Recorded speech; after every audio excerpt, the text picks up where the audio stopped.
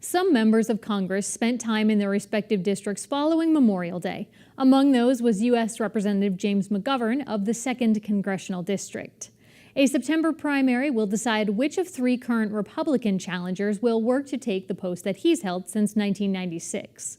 I spoke with McGovern about a range of issues, including his position on term limits, immigration, and gun violence prevention. But we began with net neutrality.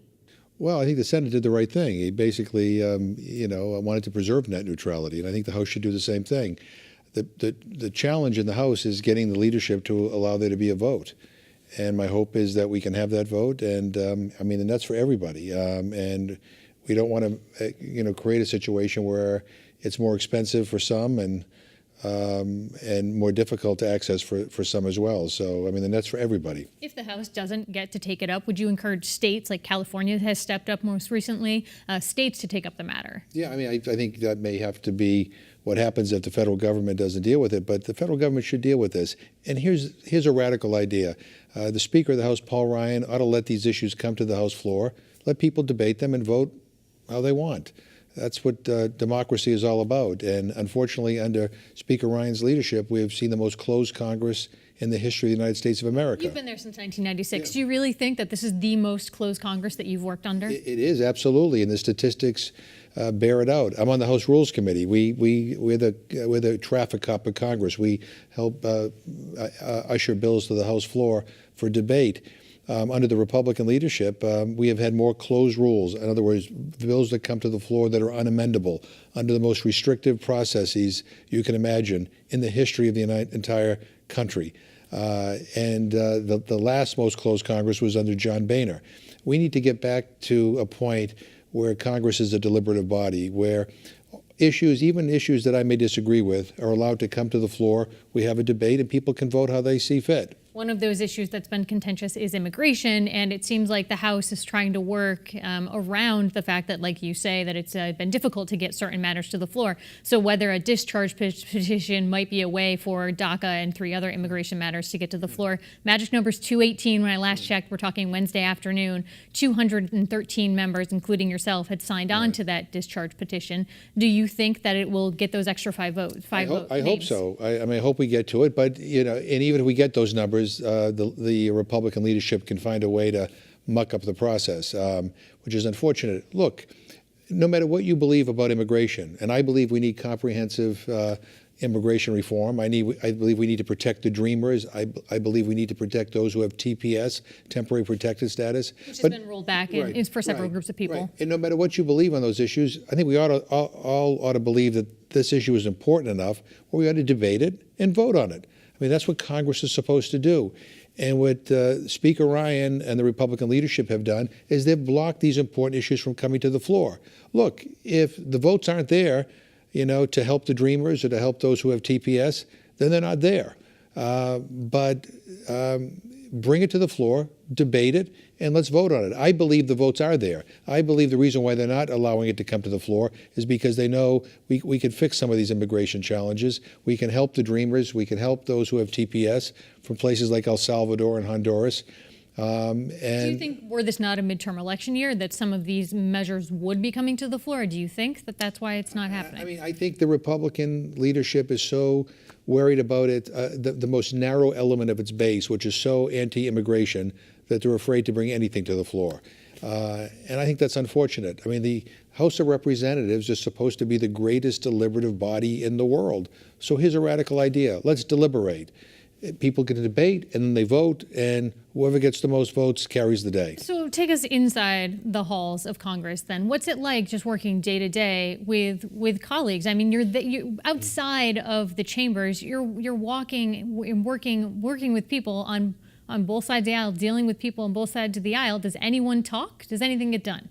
Yeah, well, look, we certainly talk, and I have a lot of great friends who are Republicans who are just as frustrated as I am over the closed process that is all too common in the House of Representatives.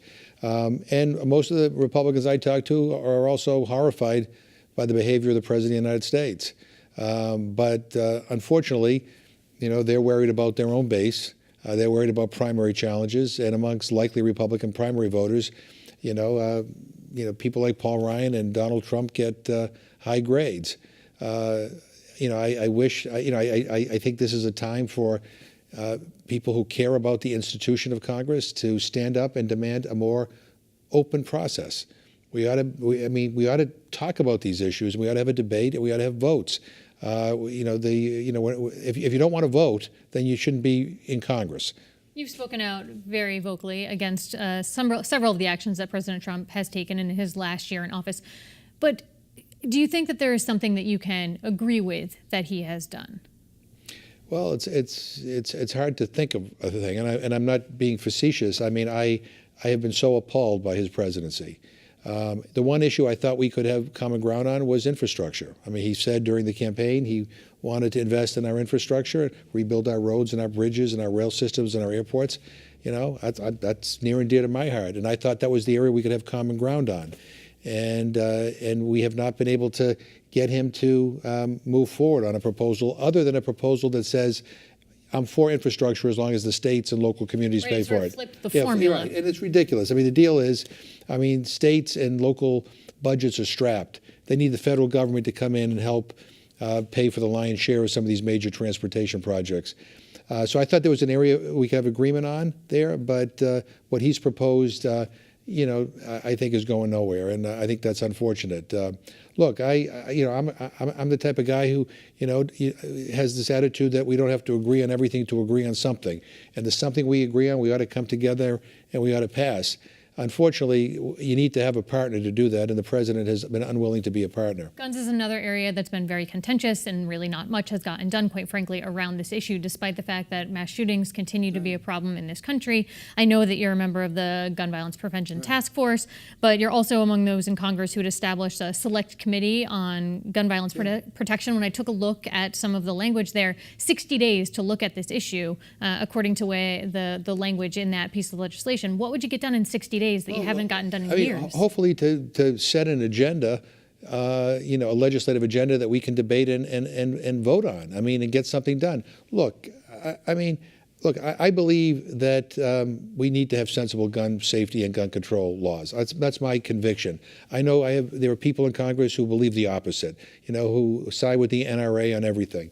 But the idea that at a time when we are having massacres occur on a regular basis in the United States of America, when gun violence is at an all-time high, that we can't even bring a bill to the floor calling for universal background checks, that we can't bring a bill to the floor to ban bump stocks, which help you readjust semi-automatic weapons into machine guns. That we can't bring anything to the floor. That's appalling. And again, this is the House of Representatives. And we're supposed to debate important issues. We're supposed to vote on them. We don't have to agree on the issue in order to bring it forward for a debate and a vote. But we ought to recognize that important issues ought to be brought before the full Congress. And that's my problem with the way the House of Representatives is being run right now. It's the most closed Congress in the history of the United States of America. A few issues, a few matters that actually have gotten some movement in recent weeks. Two pieces of business. We'll start with one that you co-sponsored. It was an amendment that stated no law exists which gives the president power to launch a military strike against Iran. Why was this an important matter for the House to take up? Because over the last, several years, Congress has abrogated its constitutional responsibility when it comes to war. The Constitution is very clear, and that is, if we're going to go to war, Congress has to vote on it. And I think a lot of members of Congress, are too nervous to talk about these issues because some of them who supported the war in Iraq now regret it, and they don't want to be in a situation similar in the future. Well, that's too bad, quite frankly. If you get elected to Congress, you have to take a stand.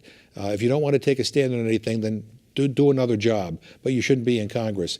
And when it comes to war, we ask these brave young men and women to sacrifice their lives in far-off places like Iraq and Afghanistan and 1,000 other places in the world. And Congress doesn't have the guts or the courage to debate and vote whether or not these deployments are the right thing to do or not. Shame on the institution for not debating these issues. I think the inability for Congress to debate issues of war is an act of moral cowardice, quite frankly. And And so what the measure you just mentioned makes it clear that we don't believe, we're stating on record, that the president has the authority to go to war in Iran right now without coming to Congress first. And so you want to make sure that if that were to happen... If he's going to go to war in Iran, which he seems like he's itching to do because he walked away from the Iran nuclear deal, notwithstanding the fact that the Iranians were complying with the nuclear deal, tells me that he's itching for a war. And I think he needs to understand that if he wants to go to war, he has to come to Congress.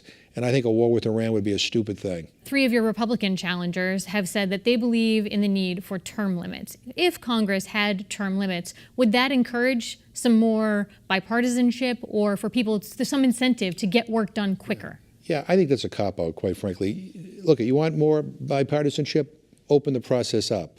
Have a more accommodating process. Don't always have bills coming to the floor under a closed rule where it's my way or the highway. I mean, give members the opportunity to shape legislation when it comes to the floor. You'll have less polarization. You'll have more bills that will pass with a bipartisan vote, number one. 2, campaign finance reform. Get the money out of politics. I mean, the best way to even the playing field is to lessen the influence of money in politics. I've got 2 bills they're 2 constitutional amendments that would give Congress the authority to limit how much is spent on campaigns. It would also make clear that corporations are not people, that people are people. Because I think money is the biggest problem in our political system. I mean, as far as term limits go, if I like you, I should be able to elect you as many times as I want. If I don't like you, then I should be able to unelect you in your first term. So, these artificial limits, I think, kind of go against democracy. I mean, people have a right to have their views be heard, and they have a right to have their vote count. Why would we take that right away from people? And by the way, there is an incredible amount of turnover in the United States House of Representatives, and so, I'm for limiting money in politics. I think that's the real evil in politics. It's money. Congressman Jim McGovern, we'll have to leave it there. Thanks for coming in. Thanks for having me.